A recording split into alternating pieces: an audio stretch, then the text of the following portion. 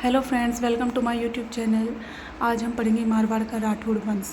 चलो शुरू करते हैं। प्रश्न 1, खेजड़ली ग्राम घटना 1730 में जो हुई थी किस शासक के समय घटित हुई? अजीत सिंह, अभय सिंह, भगत सिंह या मान सिंह?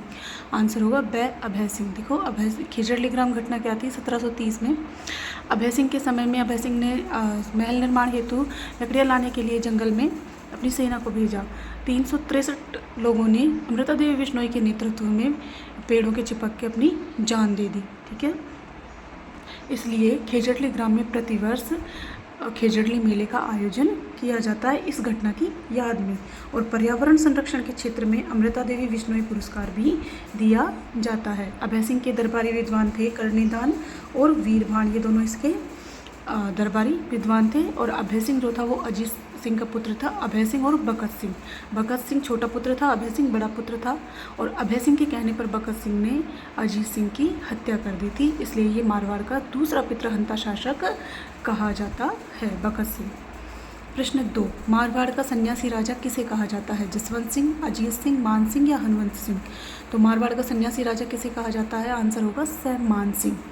ठीक है, मान सिंह देखो, जब ये राजा नहीं था तो ये जालोर में था, तब देवनाथ ने इसके राजा बनने की भविष्यवाणी की।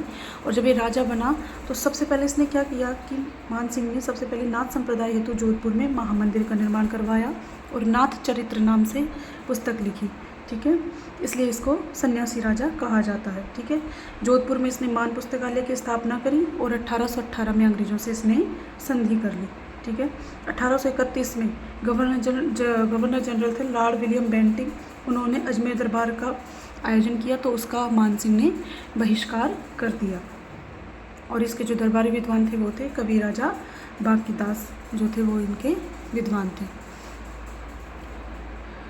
प्रश्न 3, कवि राजा श्यामल दास ने जहांगीर का नमूना किसे कहा है? अजीत सिंह, राम सिंह, विजय सिंह या हनुमंत सिंह? तो कवि राजा श्यामल दास ने जहांगीर का नमूना किसे कहा है? आंसर होगा विजय सिंह को। देखिए, विजय सिंह को तो जहांगीर का नमूना कहा है कवि राजा श्यामल दास ने। और इनकी पासवान थी गुलाब राय, उसको नूरजहां कहा है। प्रश्न 4, जोधपुर में पहली जनगणना किस शासक के शासनकाल में हुई? तखत सिंह, जसवंत सिंह सेकंड, सरदार सिंह या सुमेर सिंह? तो आंसर होगा जसवंत सिंह सेकंड। देखो, जोधपुर में सबसे पहले जनगणना हुई भगत सिंह सेकंड के समय में 1881 में। ठीक है, और 1875 में कलकत्ता दरबार और 1877 में इन्होंने दिल्ली दरबार में हिस्सा लिया था जसवंत सिंह ने। और 1879 में नमक समझौता किया इन्होंने अंग्रेजों के साथ में। 1887 में सर प्रताप सिंह को महारानी विक्टोरिया के स्वर्ण जुबली उत्सव में भाग लेने के लिए इन्होंने लंदन भेजा। ठीक है, और तखत सिंह के समय में 1857 क्रांति में जो शासक था वो था तखत सिंह। ठीक है, सरदार सिंह के समय में जोधपुर को पोलो का घर कहा जाता था।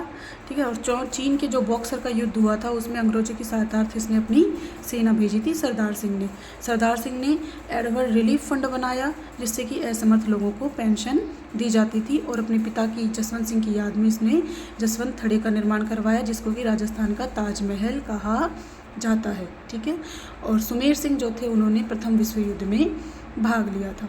ठीक है, प्रश्न 5, छीतर पैलेस का निर्माण किस शासक ने करवाया? उमेश सिंह, हनुमंत सिंह, सुमेर सिंह या सरदार सिंह? तो छीतर पैलेस का निर्माण जो है वो अकाल राहत कार्य के तहत उमेश सिंह ने करवाया। आंसर होगा उम्मेद सिंह।